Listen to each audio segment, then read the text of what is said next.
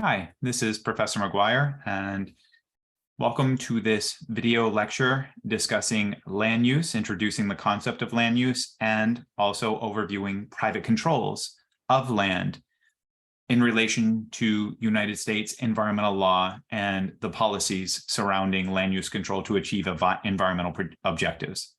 This video fits within our larger overview and discussion of environmental law as we start looking at the role that the regulation of land in the United States plays in achieving environmental objectives. We've recently just finished a discussion of pollution, where we've overviewed both private and public controls of pollution, and we'll see some of those private controls also relate to land.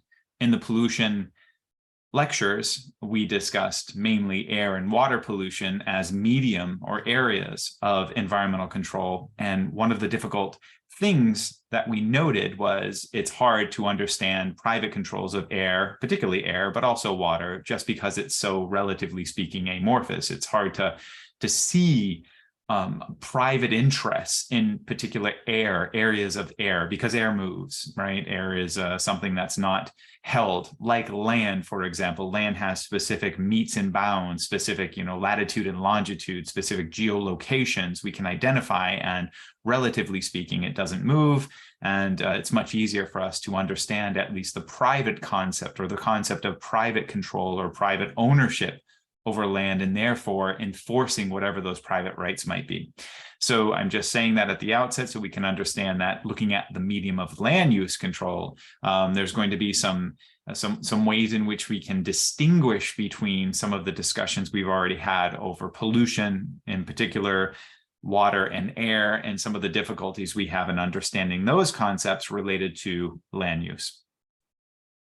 By way of introduction and bringing forward some of the concepts we've already discussed previously, the first thing we can say is land is finite. And there is new land being created over long periods of time. I think of, sort of plate tectonics and geomorphology, volcanism and volcanic activity, and particularly in the oceans, for example. You think of islands and certain types of island chains like hotspots. Hawaii is an example where, new land is being created in some ways, but that's over very long periods of time. For our purposes and what we're talking about here, we're really talking about land being effectively finite. There's a limited amount of it.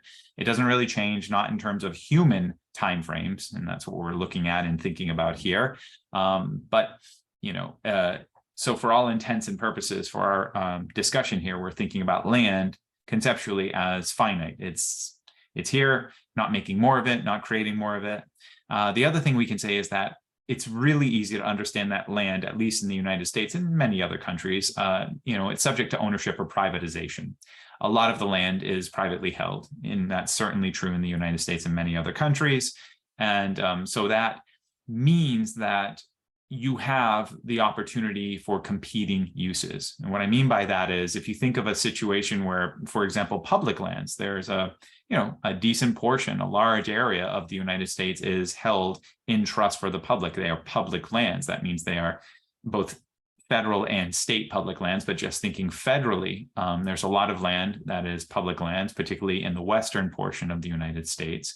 But we can think about a government owning land, and then you can think about that government not being an individual human being with individual interests that might span a lifetime. But we can think about a government with interests that expand over many, many, many generations, and what that public interest might mean. There might even be obligations on those that are, elected in the United States to government to be good stewards. There might be some restrictions on the types of actions those employees of the government can take in regulating and overseeing the land, those public lands. But more importantly, we can think that, there's, generally speaking, we could think of a unified approach for the most part, a comprehensive sort of unified approach. And whatever that approach is, whatever government might decide, it's subject to all of the public lands that are designated for that purpose. For example, national parks. We can say public lands that are designated as national parks. We probably have a law, and we do in the United States, that says how do we treat national parks? What are the restrictions we place on the uses of the resources that are in national parks? not a lot of competing uses. Whatever those sort of guidelines are pretty straightforward. Forest, public lands that are designated as forest, national forest, for example. It's another example. There might be more competing uses because a lot of our forest lands, public forest lands in the United States, although they've been set aside for forestry, for using, growing trees and using, cutting those trees and using those trees for, wood products as inputs to other things we want to do, a lot of those lands have been used more recently over recent decades for recreational purposes. A lot of people use national forests for the way in which they would assume they would use national parks, for example. They use them for hiking, for, recreation, and the types of things that you would normally think, and for getting out into wilderness that you would normally associate with national parks. We use a lot of our national forests in the same way. So there may be the opportunity there for competing uses. This certainly happens at the state level with state parks, state public lands that different people that come onto those lands want to use those lands for different reasons. They might all be recreation, for example, but some might be bird watchers, some might be hikers, some might be mountain bikers, and sometimes those uses, some might be dog walkers or people that enjoy having their dogs off leash. And you can see where there's the possibility for some of these uses, even though categorically they're the same kind of use, where they can come into conflict with one another. So even in public land, certainly there's the opportunity for competing uses. But if we think of the privatization, there is definitely the opportunity for competing uses. And just think of, and this gets more into public controls of land use, but we can think of zoning, for example. You can think of, boy, I live in an area, in a neighborhood where, I live there. So residential purposes. And I really think of that as being the sort of character of my neighborhood. Certainly I want to live in a place, putting aside, I'm thinking more suburban areas, but we know that certainly in cities, for example, like New York City and many other large metropolitan areas, that in the density, you can have multiple uses in the same area. You can have, at the bottom of a building, a large building, for example, a tall building, you can have commercial uses, and then you have residential uses above, and just a whole mix, a whole variety of mixes. But you can think, generally speaking, if we move out into the suburbs and less densely populated areas, we can think that, in a particular neighborhood, you would think that if it's mostly residential homes, that's exactly what you would expect. So if somebody came in and bought a piece of land and started a major industrial activity, that might be problematic. As a matter of fact, we can remember the Boomer case in our pollution overview and video. And in the Boomer case, we can remember Atlantic Cement. This was a cement company that came into a local community, and it was proximate, close to a residential neighborhood. And so there's a good example of competing uses. We have a residential neighborhood that pre-existed. So we have homes, not many, but we have, a neighborhood of, let's call it 10, 12, 15 homes. And the people that live there certainly believe and understand the characteristic of that land use, the general land, not just the land that they own, but the land surrounding the land that they own, is mainly for residential purposes. But you can see that privately held, of course, you can see that when Atlantic Cement comes onto the scene and purchases land proximate to it and then builds a large scale cement production company making cement. There's a lot of byproduct, a lot of industrial process. There's certainly noise, but there's also, in the process of making the cement, there's a lot of byproducts, smoke and stack and dust and all kinds of other materials and things that are just, we normally wouldn't characterize as, yeah, that's exactly what I believe. When I think of where people live, I don't think of those types of activities. So certainly we can think of zoning as, one of the mechanisms by which most governments around the world employ as a matter of a public control. But the basis for that need is this competing uses, these many, many different types of uses that especially when you have land that is privatized, where there's a lot of individuals. And you can even think of in residential situations, we talked about nuisance, for example, where we had one landowner, residential, area, they live there, and then their neighbor who lives next door, also residential, decides that, I have these tires, they're old, and they're no longer capable of being used, and I really don't want to bring them anywhere. I just want to get rid of them. There's nowhere easy it's going to cost me to bring them to some recycling center or, a disposal place. So I'm just going to burn them in my backyard. And you can imagine the problems that can cause for, the neighbors, what goes into the air. And we know that nuisance is exactly one of those private sort of remedies. We talked about it under pollution, that's there just for that. But if we step back from the nuisance, the offending activity, the idea that you have burned rubber material, hydrocarbon, et cetera, very, it's dangerous to human health. And this is very problematic, but, we have a neighbor engaging in activity and conduct that we don't appreciate. And certainly we don't want, and we certainly don't want the byproducts of that. That is the very essence of a competing use for two pieces of private property. And without any law or regulation saying to the neighbor, you cannot burn those tires on your property, then you're just left with the situation where you have two private individuals who have different concepts about the ways in which they can use their private properties. That's what we mean when we say competing uses. The question, like pollution, like our discussion, the question under land use, like we had under the our discussion of pollution, public and private controls, is how best to support and regulate these different rights, these various competing uses. What's the best way to sort of regulate it? Is it through private mechanisms, or is it through public mechanisms, or a mix of the two? So we know for sure that government has a key role in support of, just like pollution, supporting how people use their private land and any reasonable limitations on that use.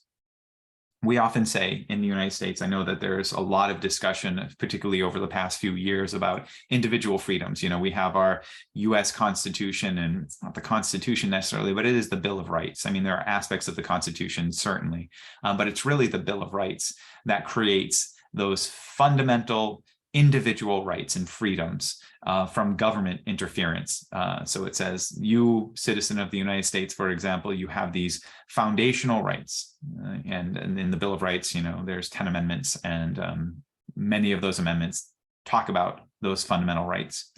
And these rights cannot be unreasonably interfered with by the government. That's the key term there, is unreasonable. What is unreasonable? Often, in a very simplistic way, we say that the rights of one individual, my rights, for example, whatever my rights and freedoms are here in the United States as an individual, they end at the tip of the nose of the next individual, right? And certainly vice versa. It's a reciprocal sort of relationship.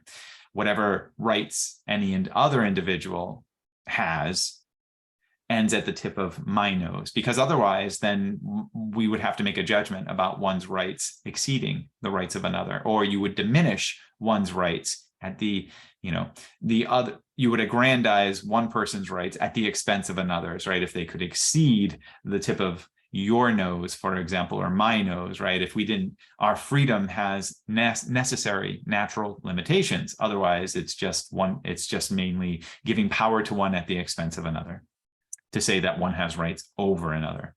So there has to be some sort of refereeing. There has to be some sort of rules about how these individual rights interact with one another. Certainly the person who says, hey, I purchased my property, it's my private property, I can do whatever I want on my private property. If I want to burn tires, that's my right because it's my private property. Well, now we have to have this discussion about, you don't have a right to do anything. You certainly don't have a right to endanger your neighbors, because doing so is unreasonable, aka your rights have now exceeded the tip of the nose of those others. And that's really where we're at here. And the question we're asking is that in a world where land is finite, where it's limited, and where there's many, many different types of individuals seeking many, many different uses of that land, how do we regulate these rights? And for our purposes, that's just land use in general. We're overlaying an additional question, which is, when we place the environment at the center, environmental well-being, however we want to define that, we can go back to the beginning, introduction. For those that are looking at this video for the first time, there are other videos in the environmental law playlist, or others, the introduction to environmental law, etc. we can have, again, our discussion. You can see a lot of nuance to that discussion about what is the environment? What are the goals of environmental law in the United States? How do we define the environment? And that definition is all important, because then all of the goals upon which we say when we're placing the environment as a central consideration, all of those subsequent goals are related to whatever that operational definition is. So if the environment is defined as environment for environment's sake, humans are outside of the consideration, then wow, there's going to be a lot of regulation, right? You can imagine government and can go really far in regulating human conduct to protect environmental well-being, because it doesn't have to consider the effects on humans. If it places humans at the center, an operational definition of environment, human well-being, for example, like the environment means, in the case of water quality, it means water clean enough for human consumption. You get it? Humans are at the center of that operational definition of environment, because it's about human well-being. It's about the water being clean enough for human consumption or some other purpose. So in this case, however we define the environment for land use purposes will have additional meaning above and beyond just regulating individuals' conduct toward each other. We're also considering how individual conduct affects environmental goals, not just, competing uses between individuals. Government has a key role in that process. And the question that we always ask ourselves is, how best can government support those ultimate goals of regulating human conduct in terms of how they use their land between each other, and also for environmental goal purposes, however that ends up being defined. So it's really important for us to consider these competing uses of private rights. I've already mentioned Boomer from our pollution discussion, Atlantic Cement versus, right? So coming to Spur was another example where you had somebody using a piece of land for a cattle ranch, a large scale cattle ranch, lots and lots of cattle for very many years in the Southwest of the United States. And Del Webb came along in the Spur case, one of these large scale development folks contractor built out a large scale retirement community next to Spur, the cattle feedlot. And the question, of course, is, well, now we have residential purposes. There was nothing there before. Spur always existed. And of course, a byproduct, if we don't recall, of a large scale cattle feedlot is a lot of dung, a lot of waste material. The cows produce a lot of waste, right? So a lot of everything that comes along with that, the smells, the odor, the flies, the maybe dangerous conditions, in terms of sanitation and other things. So there's all of that happens, but then it's, basically Spur all by themselves, Spur, the cattle ranch all by itself. And then sure enough, here comes along a large scale development for residential use. And then the question is, how do we deal with this, I guess, implicit, where now, right? So Spur had rights, and those rights never offended anybody else's nose. But when Del Webb built the properties, the owners that purchased those properties, they also have individual rights. And then the question was, how do we balance Spur's rights when those rights of having a cattle feedlot start impeding on, start moving past the tip of the nose of all of those homeowners in the Del Webb development area. And if you don't remember, you can go back to the pollution for a summary of those two cases and the outcomes and the balancing of those rights, and how courts moved from injunctions and nuisance cases as the remedy, just injunction, to thinking about weighing and balancing those rights. Well, it's the same thing. Government has a role with land use where it has to think about how to balance those rights. And that's what we're talking about here. And we can remember bringing forward our economist versus ecologist dialectic, which is not absolutely true. And we know that this, it's not just the one or the other, but again, to help us conceptually think, we can say the economist point of view might be, government's role or best support is to acknowledge those private rights and then support them. We think of COAS, for example, when support means access to the courts, providing a judicial branch of government, a place in which private citizens can go to have their disputes heard and have the enforcement of basic private legal doctrines, whether there's contracts, for example, between the parties, or whether it's a private common law nuisance claim.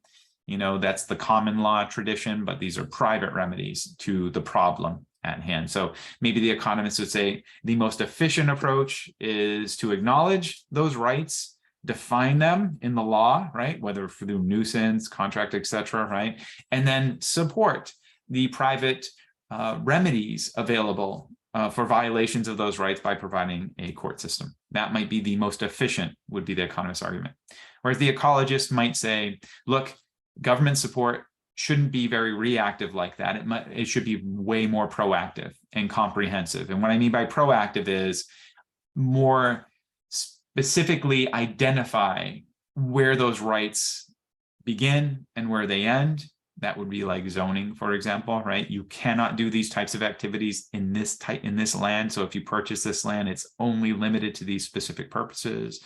You have to look over to some area and purchase different types of land. So you can see that as an example of government being more proactive. And comprehensive in our context here simply means moving beyond the rights of those individuals to do whatever they want with the land, with adding an additional layer, which is environmental goals. That would be more comprehensive. So here, like pollution, we have a mix of private and public controls. So land use controls, both private and public.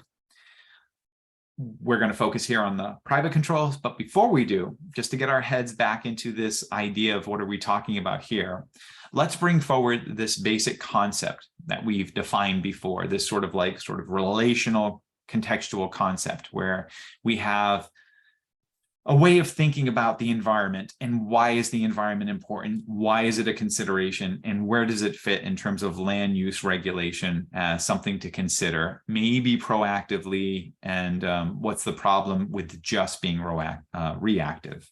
And we remember, just as a relational thing, that we've generally said that the environment here, what this represents as a consideration for us, is the environment sets the outer limits for any actions we take. Our society and our economic activity. Society is our institutions, just what we were talking about, government, for example, all of our public and private institutions, and our economy is the actual economic activity.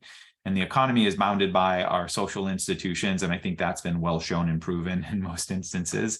And what we're suggesting here is that both our economy and our social institutions are bounded by environmental availability. So the environment sets the outer limits. What we're capable of doing is constrained within our environment.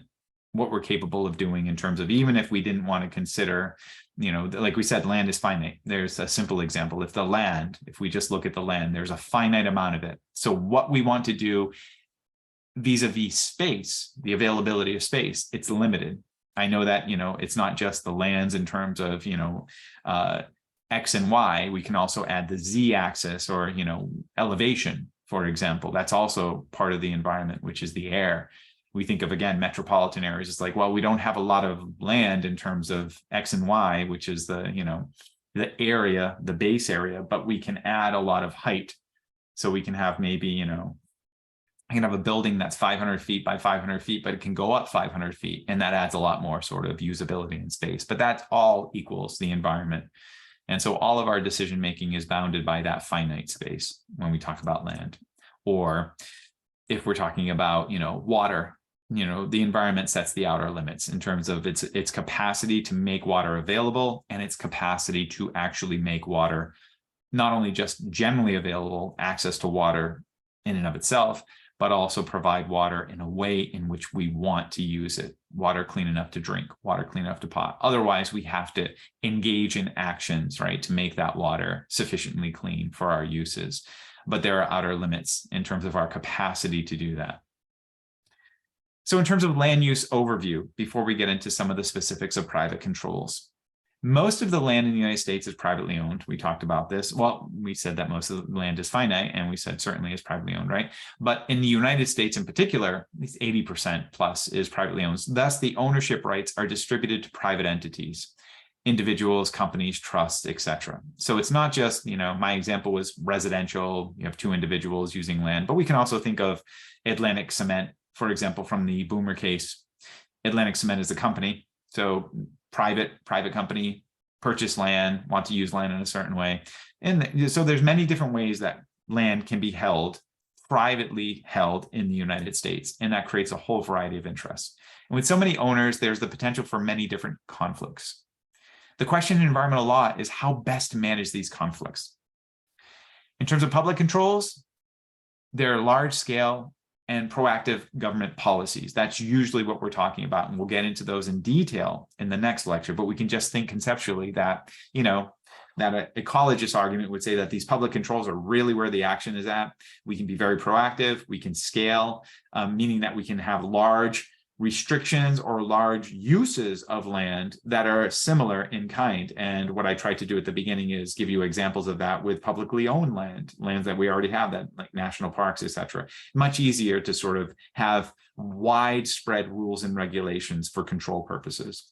In terms of private controls, not nearly as large scale, but it really allows those private entities and market forces to dictate what's the best use. There's a lot of discussion in the reading and in the materials provided for those in the course about what we're talking about here. So we're talking about, of course, we've talked about Coase theorem before, which is basically, and specifically for the environment's purposes, you can get land, all the different types of property rights that might apply, including polluting land. And if you just have a lot of sort of those rights well-defined, all of those private rights well-defined, and have markets for those rights, then the best uses will control. And if it's the best use of that piece of land is to pollute it, then that's what will happen. If somebody wants to pay more to protect it, then that's the best use because the money is following, right? The value is following what is the best use, that kind of thing. And if you pollute enough land, then good land becomes more scarce. Therefore, it will increase in value. That's kind of the sort of theory there. So in the private controls, government's limited to ensuring private rights, registries, etc., deeds, title, that kind of thing. Like, yes, you own this land. Anybody else who wants to know, it is privately held officially, legitimately by this individual, and you can enforce that showing, in a court of law, which will then stamp and approve that, yes, you are indeed the owner, and whatever. In Coase's world, it wouldn't just be owning the property, but it would be owning all of the rights to do all of the different things. And then you could contractually, negotiate those rights. You could have somebody use your land in a way that pollutes part of it, that harms part of it, maybe, if they're willing to pay enough, and you're accepting that as sufficient payment for the harm that's being caused, so on and so forth. So government is limited to ensuring those rights and providing a forum for enforcement of whatever those rights might be. So to better understand land issues, we need to link private rights to other environmental issues like property rights characteristics. And this is one way of us starting to move to understand, well, we're talking about land, but when we say land use issues vis-a-vis particularly the environment, we need to link those rights, what those private rights might be, to these other property right characteristics that help create environmental issues. Now, we've shown this before. And so for review and summary, what we're doing here is we're providing an example of different types of uses of things like land. It doesn't have to be land, but in this case, we can look at it through the context of land. And we can think about things where the characteristics of that land help us understand the potential for environmental issues to arise. And basically what we're saying is that these property rights, again, land is the example we're using right now, but we can define property rights in two ways, through excludability and through divisibility, two characteristics of property rights. And depending on whether the divisibility, can you divide this thing? Can it be divided up legitimately in ways that others can then use it? It can be either low or high. And same thing, excludability. Can you exclude others from the use of whatever this property right is, in this case, land, right? It can be either low, think of public lands, for example, that are generally made available to the public, and high, private property, for example. And usually private property, private goods sit here with the two characteristics of high excludability and high divisibility. And we have homes as an example here, some others as well. And usually this is where, Ronald Coase and also John Locke, as far as more of a philosophical underpinning with the best use of land, this idea that land should be put to its highest use. I want to be clear, if anybody's read Locke, what that means is human uses. That means that the best use is whatever can be used productively for human well-being. That means if you have a forest, for example, and there is a lot of people there and there's a need for food, then that forest could be taken down, could be turned into farmland, agricultural land, and then, You can produce things that humans want to use. You could take the trees that you felled in the forest and use that as timber for, inputs to homes and building. And that's kind of the Lockean view of property, is that its best use is some sort of human use. And of course, we can have a discussion about whether that's actually true. Talked about earlier in terms of like water quality. We know that New York City receives much of its water through a huge watershed to the east of New York City that's been well protected, and that watershed is just basically a lot of land that hasn't been developed, not much of a human footprint. And because that land exists, what it does is it filters water that comes from the mountains that work its way down in that watershed, does natural filtering. It's worth billions and billions of dollars a year if New York had to actually clean its water and make it potable and, capable of human consumption from some other human-induced source, like a water treatment facility, for example, if it had to build the facility and operate it and then, clean that water. So this land provides all of those things and all of that water for human consumption just because of its existence. So that's kind of it's difficult when we say, what is the highest use, right? The highest use of land, because it really is dependent. Sometimes land in its natural state, this is from an ecosystem viewpoint, provides a lot of things, a lot of those provisioning or regulating services that are really important for human well-being. We just, we understand this much better today than we certainly did in John Locke's time, but we can understand that as a juxtaposition to the sort of philosophical argument that, humans have to do something to that land. They have to go in and they have to move it around. They have to change it and alter it for, best human use, best use for humans. But putting that aside for a moment, we can see that we have, sort of free markets as the way in which maybe the most efficient use of private goods, which might include private land. But we can also see that we have the opposite of there, where we have low excludability and low divisibility. We have these things, public goods, and public land certainly can fit in that as well. You can't divide up the land. I mean, it is discrete in its nature, but you can't divide it up, and you can't really exclude others. It's not a perfect example. Gravity is the perfect example of a public good, because no matter how much I use of it, I can't consume it in a way that prevents you from consuming it. There's just as much available for you.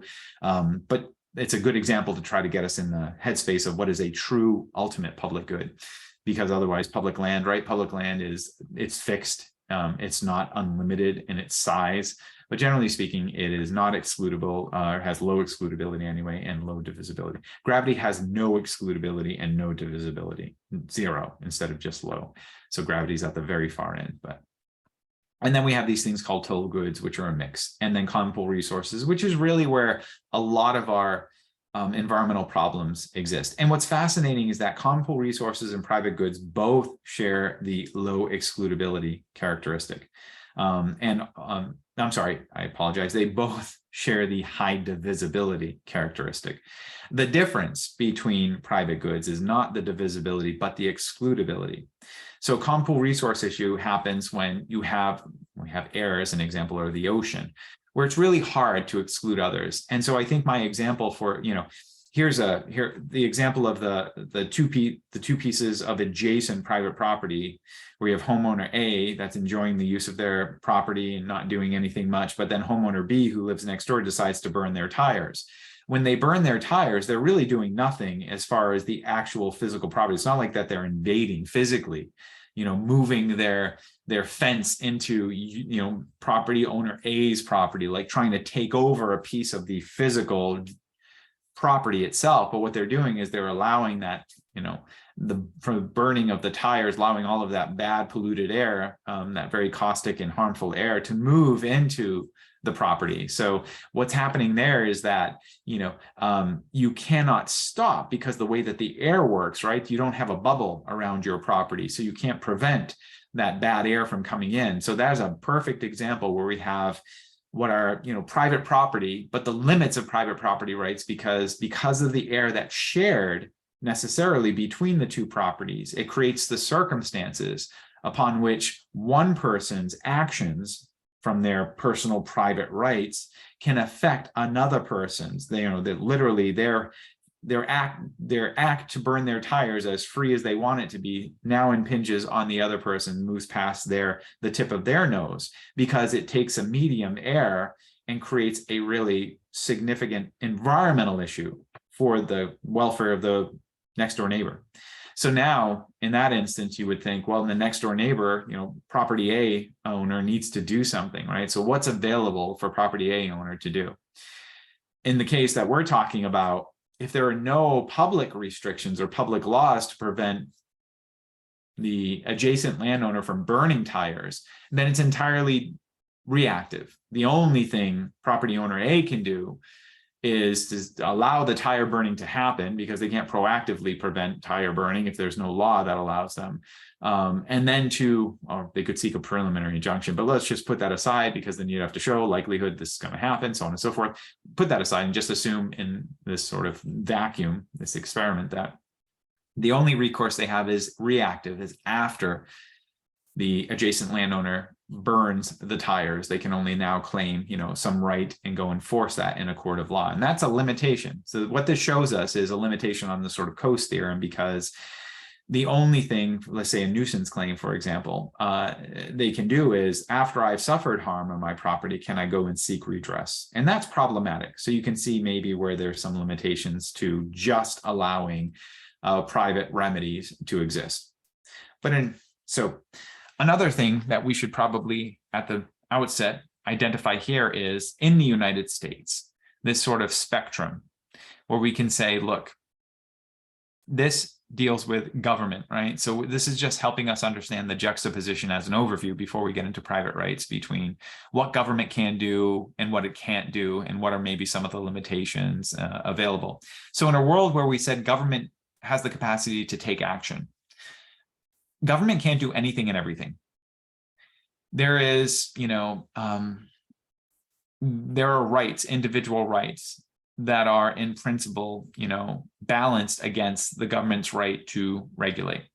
Most of the public laws, so if you're just viewing this and you haven't read the materials and you don't have the materials available to you, most of the government laws that are created, and we think of it as land use mostly at the state level, even though we're talking about federal law, at the state level, government police power is provided under the 10th Amendment to the US Constitution. So normally when I talk about zoning, for example, in the United States, most of those zoning laws are done at the state level and local level, but they're done within the state. And that's a police power. Police powers are the health, safety, and welfare powers of those local governments. And that's under the 10th Amendment of the Bill of Rights, the 10th Amendment to the US Constitution. Under the 5th Amendment to the US Constitution, that is amongst other things, the takings clause in the US Constitution, which says that private property, once defined, cannot be taken by government without just compensation. And so we have to balance this right of government to take action to limit what an individual can do on their private property. Think of public laws, for example, that are proactively preventing people from doing things. Like in our example, you cannot burn tires on your residential property because it's dangerous and it can affect.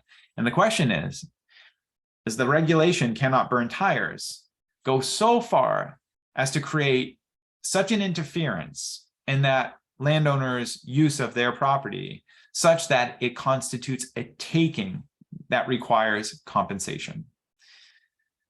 And that's something that we'll talk about a little bit more under public controls, but at least we can see this juxtaposition where we have sort of this world where, look, sometimes government is trying to be proactive. And again, in our case, we're talking about burning rubber which then results in harm to neighbors, let's say, harm human health as the standard. So our operational definition for environment, in this case, is the health and welfare of other human beings. So humans are at the center of that definition. We can have that situation or other situations where the government purpose is to protect the quality of the air, not necessarily to protect other human beings. So government could create a proactive public law that prevents the burning of tires in order to protect environmental quality, as opposed to protecting other humans that are adjacent to that burning because it can harm them. Now we look at that goal and we say, wow, so protecting the environment, is that something that is a legitimate government purpose? Yes, but we measure or balance that purpose against the individual right that's been harmed, the private property owner's right. And that's usually what the fifth, there's a whole litany of cases that talk about 10th Amendment powers versus Fifth Amendment powers, takings cases, and looking at the character of the government law, the government's interest, what the government is out doing, what it's trying to do. And usually if the government's trying just to protect the environment for the environment's sake, whereas if the purpose of the government law is to protect human well-being, that's seen as a lower, sometimes, purpose when it's balanced against the private property right that's at stake for takings consideration. Doesn't mean the government can't do it, it just means maybe it has to pay for it. I say this and bring this up because it's important when we think about both private and public controls of land use, that we think about this sort of balance that occurs, where government can't do anything it wants to do because it's limited land use wise from interfering too far in the private property rights of individuals. It can go far. If it goes so far, even if it legitimizes going so far to limit a private individual's rights in their property, and it shows there's a good reason for it, there's a strong public purpose, it doesn't mean government can't do that. It just means that government has taken that private right for that public purpose and must pay just compensation for it. That's what the Fifth Amendment says. Of course, if government doesn't have a legitimate purpose for what it's doing, if there is no legitimate public purpose, then maybe there is no capacity for government to do it, and there is no, the government can't continue to do it. Now they've just violated the private property rights of that individual. So this lives in this world of this balancing act, and this is one way to think about it, where, there's this whole world where it's clear through case law and other examples where there's a, taking of private property, or in other cases, it's clear that government has the authority, like zoning as a matter of fact, regardless of looking at the details of the zoning. Government certainly has the right to zone, to regulate generally what occurs in different parts of property for overall human safety and welfare. And that doesn't violate an individual's private property rights. The very act of zoning, for example, that's clearly a 10th Amendment without any violation. But there's this whole world of, I'm not sure. The government action may or may not constitute, and so that's sort of this world is the interesting world where we don't know where we're trying to balance the government's action using these different tests against the private property rights that are at stake in any given instance. And that's just something that we keep in the back of our pocket. Now, we don't really need to know that in detail for understanding some of the private mechanisms because we don't have government action, right? And we need government action in order to have a possible Fifth Amendment violation. We'll see this more in the public controls, which is in the following subsequent lecture. So just to bring that up as an overview. Now, focusing on private controls of land. The characteristics of private controls, let's just look at what they look like. So first of all, usually private controls of land are voluntary. They're agreed upon between mainly the private parties.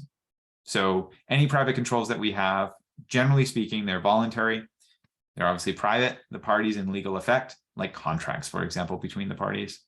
They're dynamic. They can accommodate many different purposes and goals. And as far as pros to these types of things, they're flexible, specific, and efficient. Think of Ronald Coase, for example, so what I'm saying here is, if I have a piece of private property and my neighbor has a piece of private property and my neighbor wants to burn tires, maybe my neighbor comes to me and says, look, I want to burn tires on my property. And I recognize that can really that can create a short-term problem in terms of the air quality on your property. How about we have a contract where I pay you and you say it's okay. You grant me the right to burn tires on my property for some consideration, for some financial monetary compensation.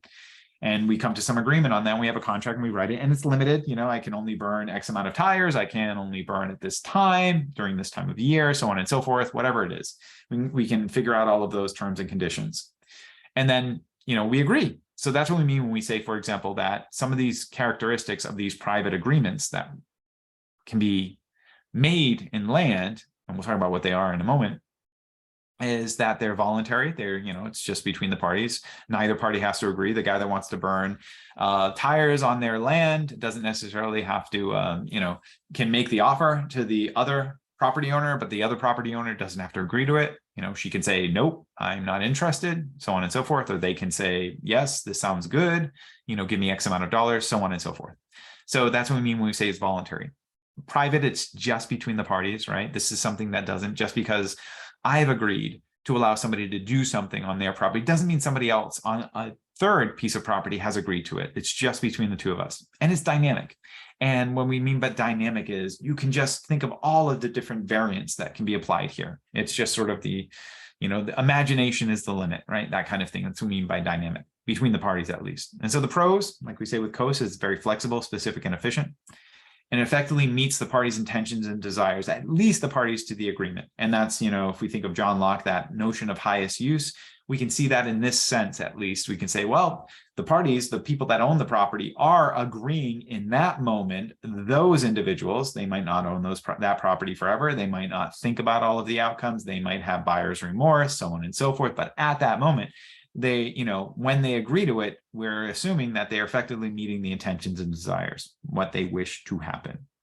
Some of the cons include individual interests outweigh the common interests. So, if I think it's fine for the person to burn tires on their property and I don't care, or I'm being compensated for the effects, but we have other neighbors that the tire burning property owner has more than just me as a neighbor, has other neighbors, and maybe they aren't in agreement with this at all, and they certainly haven't been compensated. So just because the two of us have engaged in an agreement and it works between the two of us, it doesn't have universal effect. It doesn't mean that everybody agrees with it. So they're very individual in these private controls of land. Now, here's a couple of examples of the private controls, the main ones that we talk about that are used for mechanisms to achieve environmental goals sometimes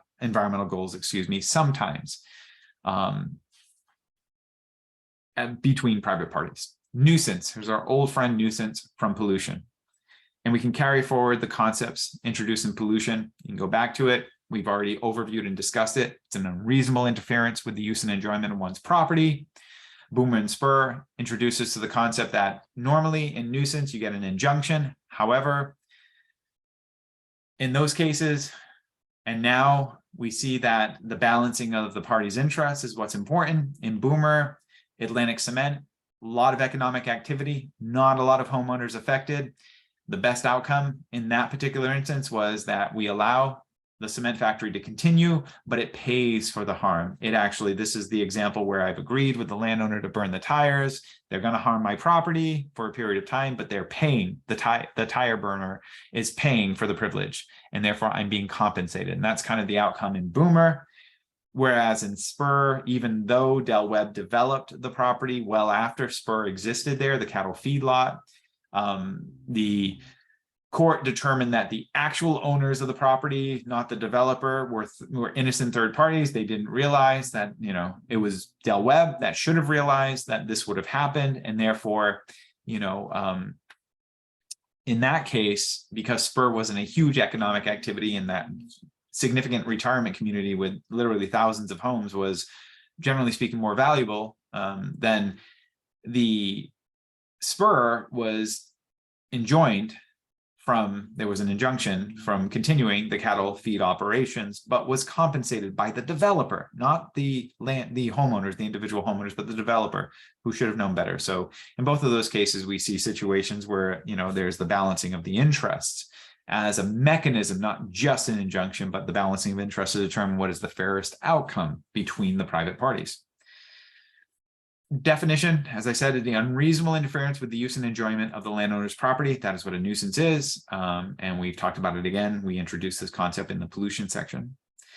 It applies to direct invasions. You certainly can have a nuisance when somebody trespasses on your property or causes a trespass, whether themselves as a human being. Like I said, as a slightly different example, they might build a fence, for example, where the fence is on your property as opposed to their property. This happens often. They might build a shed that extends onto another person's property, all of these different examples, but you can have these direct invasions as one example of nuisance. You can have indirect invasions, and that's like our example of the burning the tires, smoke, dust, soot, chemicals, maybe even water. And you can have other acts. You can actually have nuisance for noise, view obstruction. You have a view shed. This is not everywhere. California enforces this, the ability to see, for example, the ocean. So you live on a bluff on a hill and you live a bit further back, but you have direct access to seeing the ocean. Then all of a sudden somebody purchases the land that's in front of you further down the hill, but builds a very large building that then obstructs your view, that kind of thing. So you can have view obstruction. And you can even have same thing. View obstruction can also create sunlight obstruction. You have now a large building next to you that prevents the sunlight from reaching you. And you can think today it's not just for aesthetics, or for having the sun, even in indirect heating through southern exposure, that kind of thing, but also for now solar. You can think of, really important for you if you have a solar array on your house, near your house, etc., that having access, direct unimpeded access to the sun. Solar panels are getting, the technology doesn't require necessarily direct access, any ambient light, but the point is, you can see where it's important in many instances to have those types of things. So it can be direct, it can be indirect, and it can be other types of acts that are neither direct or indirect. And the question is the reasonableness, like anything, of the activity, because nuisance is an unreasonable interference in the use and enjoyment. So what is the reasonableness of the activity? And that's very context dependent. And the general remedy is an injunction. What we said, like the Boomer and Spur show, the balance test now applies. Higher value, human-centric, economic, direct use values, all of those things apply. So it's not just, well, you're right. Atlantic Cement's the perfect example. Homeowners, you pre-existed there. Atlantic Cement came in after you already existed. They should have known. They certainly, they came to the, not coming to the news, excuse me, that's the other one. They should have known that there's the general use and characteristic of the neighborhood. It's clear that they've conducted activity that equals an unreasonable interference in the use and enjoyment of your property. Therefore, it's an injunction because it's a statutory or common law definition of nuisance. As a result, injunction. But we know that that's not what happened because the court balanced the economic benefits of continuing.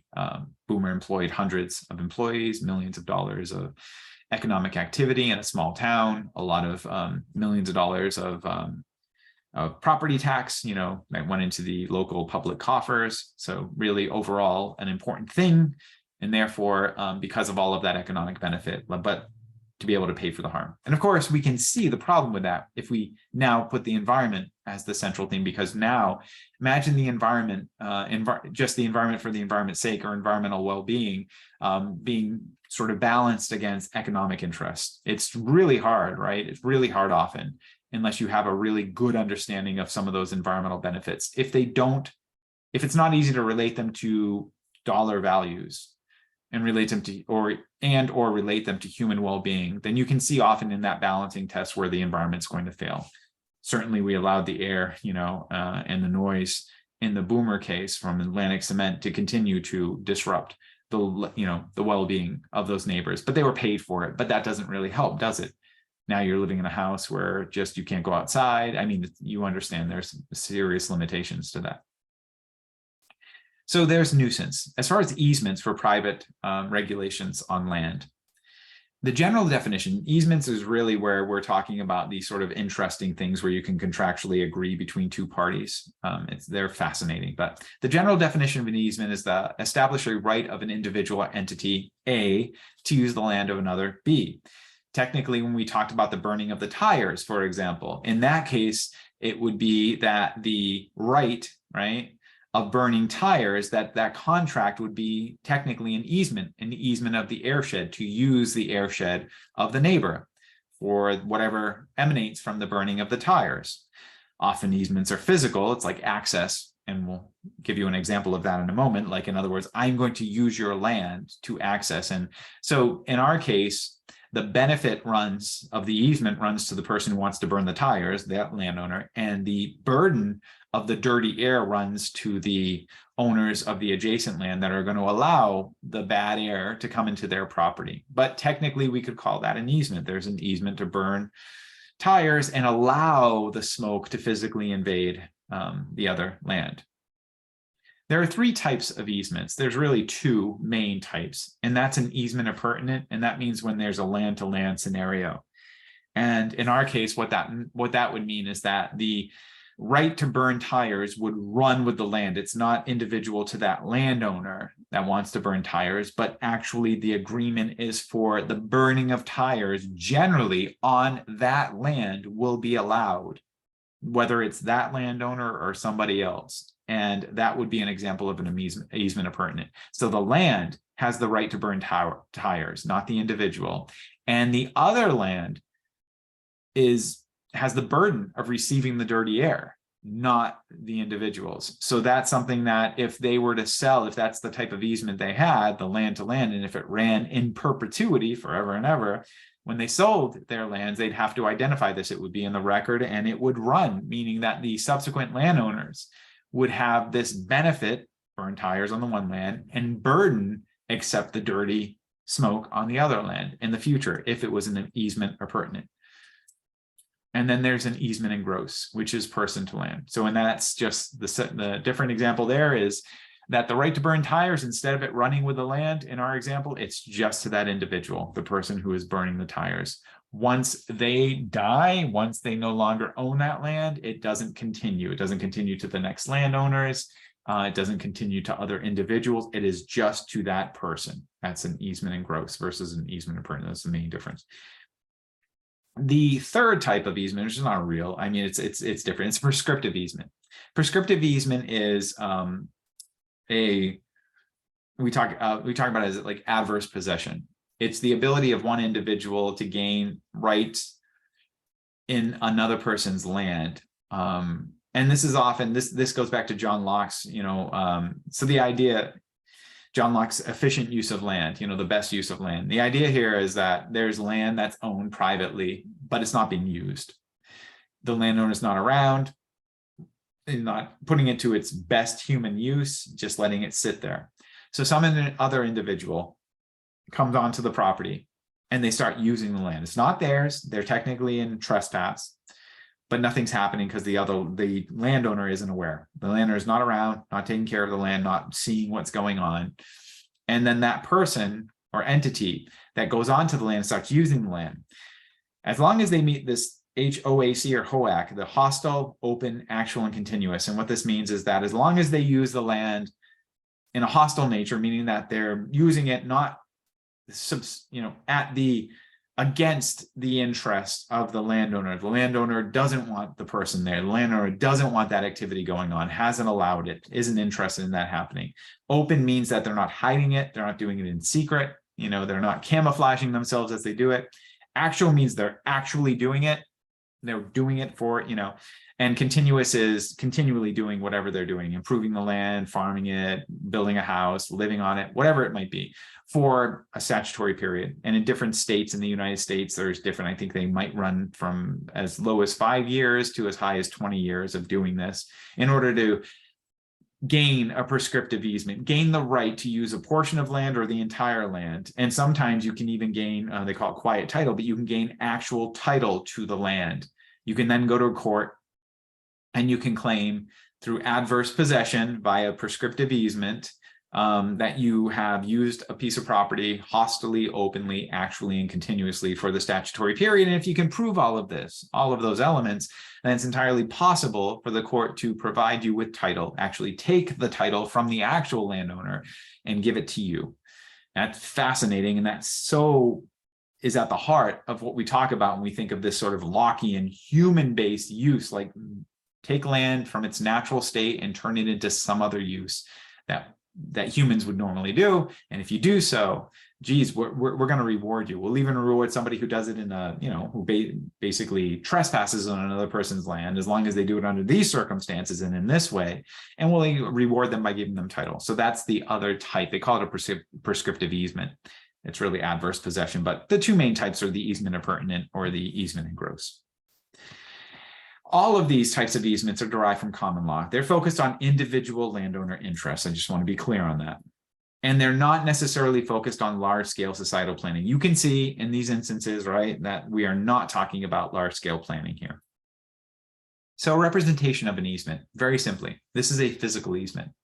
So often you have a situation where you'll have a road, a public road, and then you have land A, and then you have land B. And you can see here without talking about the easement that, land A has immediate access to the road, but land B is landlocked, they often call it, right? It doesn't have access to the road and it wants access. So the landowner in land B, right, simply contacts the landowner of land A and says, hey, can we take a portion of the land, and we'll define that through meets and bounds and geolocation, so we'll know exactly what we're talking about.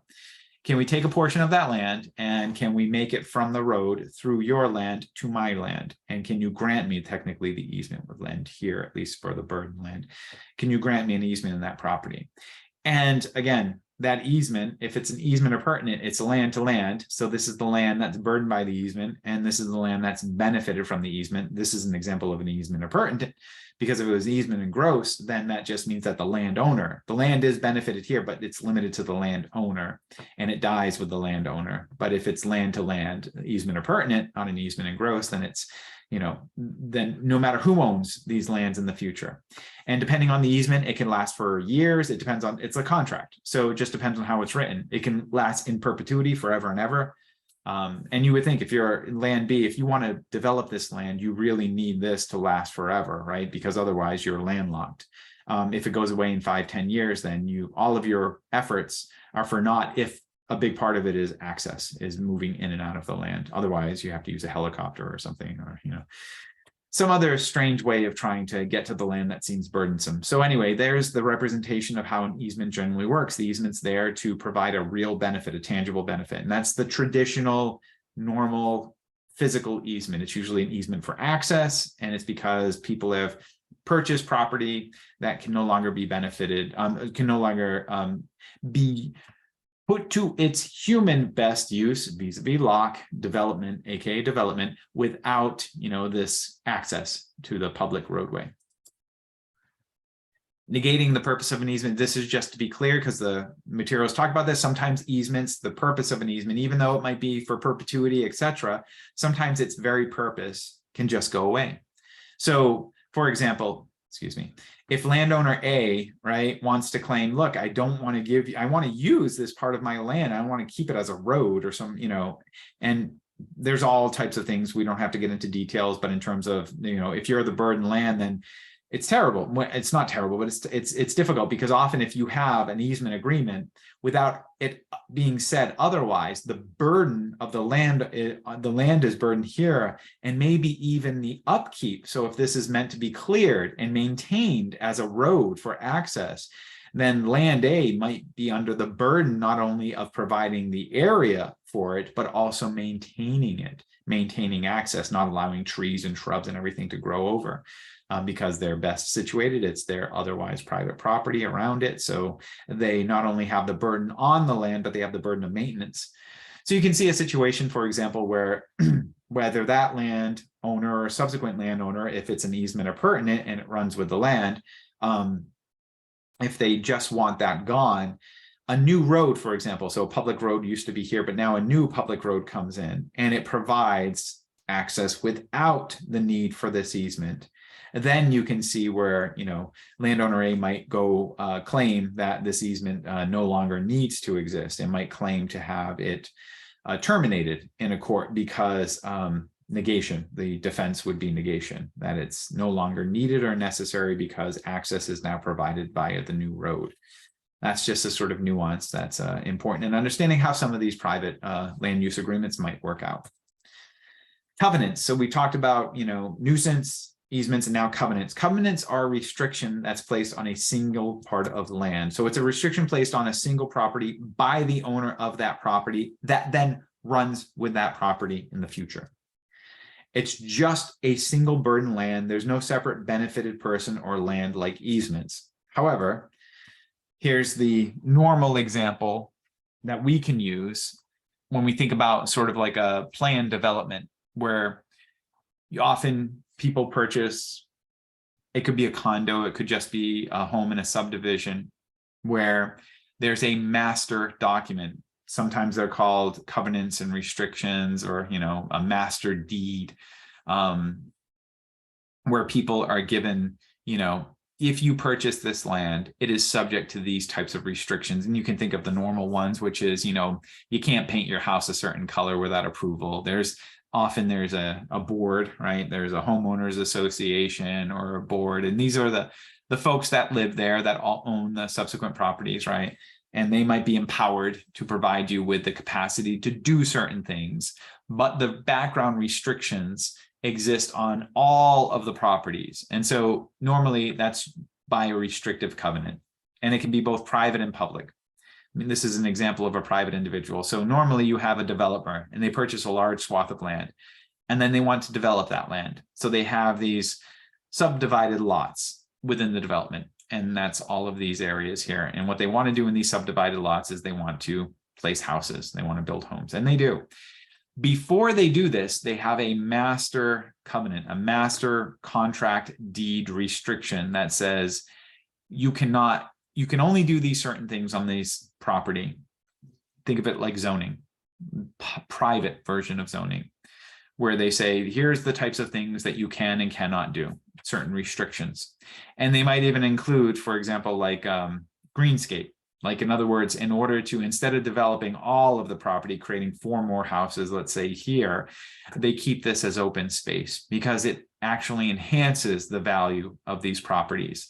A park, for example, or an area that just creates more boundary, more distance between sets of homes within the subdivision, and therefore enhances the value and maybe enhances the asking price and purchasing price of these homes. And there could be, for example, in the master, that the only homes that can be built are the homes that are that are built from the subdivision, and that this part of the land must remain open and undevelopable in perpetuity. So no matter what happens in the future, the homeowners association, for example, could never change that characteristic. It would run with the land. That's a covenant. It's a restriction that the owner places on their own land that runs with the land throughout time. So that's what a covenant is. So those are the main things that we can think about in terms of private property restrictions. And we can think about them related to environmental goals. We can certainly understand how they help to meet objectives for individuals, regulating individual behavior, but we can try to extenuate that out or attenuate that to how does that help for environmental goals.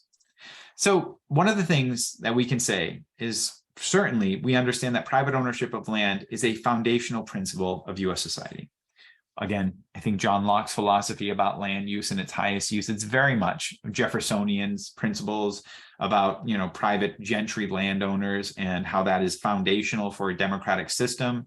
Some of our early iterations of our democracy, having the idea that, in order to vote, you had to be a landowner, that those ideas, those very concepts really come from traditions of how important it is to have private ownership of land as a way of distributing power, having power distributed, not centralized in an individual like a monarch, for example, but having it distributed amongst many other individuals, that was foundational for democratic principles. So private ownership of land is really a foundational principle of US society.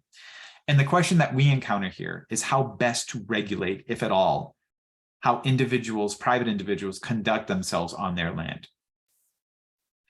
For environmental goals, land use regulation has many components. This is really about competing values and uses of land.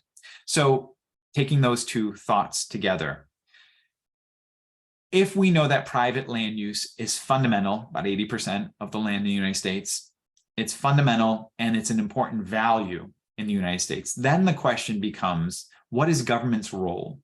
We've seen these private examples of private mechanisms, whether that's nuisance, we understand its value. It provides you with the opportunity to mitigate bad actions or actions you define as bad, unreasonable interferences at the very least, however that's defined, unreasonable interferences in the use and enjoyment of your land. So there's a natural protection against other private and even maybe public individuals from affecting the reasonable use and enjoyment of your land.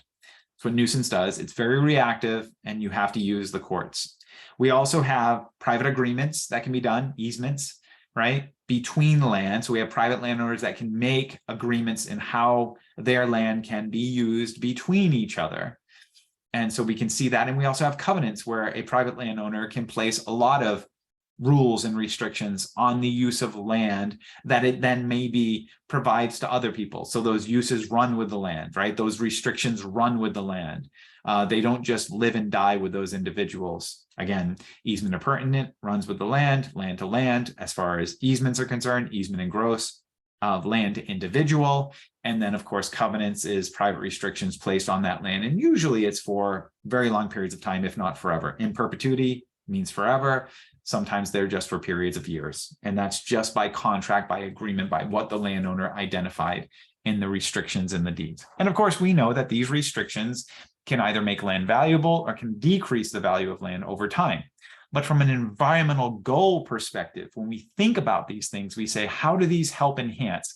Well, geez, in that example of the covenant, it makes sense that if that landowner thought a piece of that property before they subdivided it and built homes should be maintained as open space, that's one way to achieve an environmental goal. But it's solely up to that landowner, right? It's solely up to them to decide that, you know what, keeping this as open space is important. If that's the environmental goal, more open space, right? Then, well, that's just lucky. We're lucky that that individual decided to do it. There's nothing that compelled them to do it. Market forces might have been involved. You know, you could charge more for the houses around the open space area than you could if the houses were right next to another house. So that's something, one way of thinking about it. But it's really hard to see how large-scale environmental goals and environment for environment's sake can be at the center of these private land use mechanisms. So certainly those private controls carry aspects of efficiency, cost, economist, and fairness, but like private pollution controls, they are neither comprehensive nor proactive. They really don't do a good job of fully protecting or vetting environmental protection or environmental goals. So because of that, we can see them as important, but they're limited, significantly limited. They're very dynamic, but again, limited when we think about larger environmental goals.